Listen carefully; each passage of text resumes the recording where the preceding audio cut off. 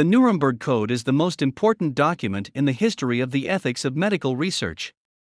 The code was formulated 70 years ago, in August 1947, in Nuremberg, Germany, by American judges sitting in judgment of Nazi doctors accused of conducting murderous and torturous human experiments in the concentration camps, the so-called doctor's trial.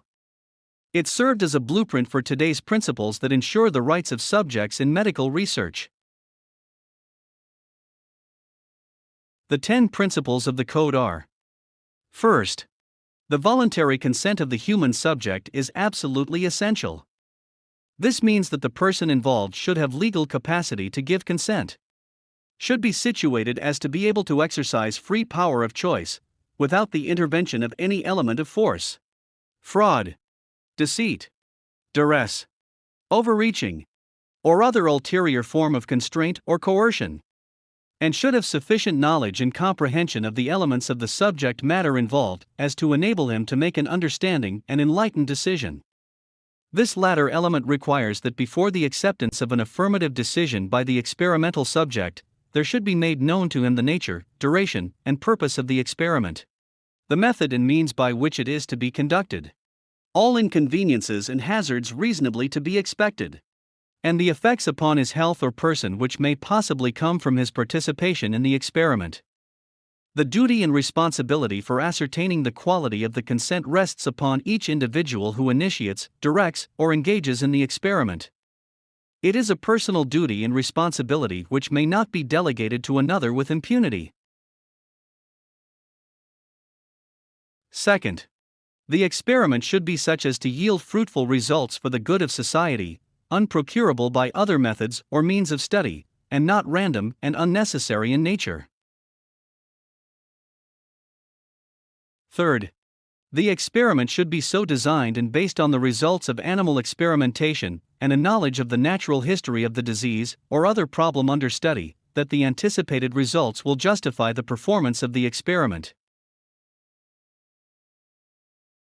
Fourth, the experiment should be conducted as to avoid all unnecessary physical and mental suffering and injury. Fifth, no experiment should be conducted where there is an a priori reason to believe that death or disabling injury will occur, except in those experiments where the experimental physicians also serve as subjects. Sixth, the degree of risk to be taken should never exceed that determined by the humanitarian importance of the problem to be solved by the experiment. Seventh, proper preparation should be made and adequate facilities provided to protect the experimental subject against even remote possibilities of injury, disability, or death. Eighth, the experiment should be conducted only by scientifically qualified persons. The highest degree of skill and care should be required through all stages of the experiment of those who conduct or engage in the experiment.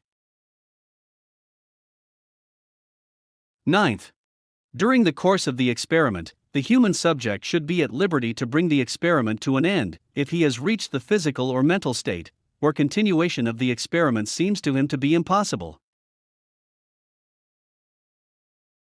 And finally, 10th, during the course of the experiment, the scientist in charge must be prepared to terminate the experiment at any stage, if he has probable cause to believe, in the exercise of the good faith, superior skill, and careful judgment required of him, that a continuation of the experiment is likely to result in injury, disability, or death to the experimental subject.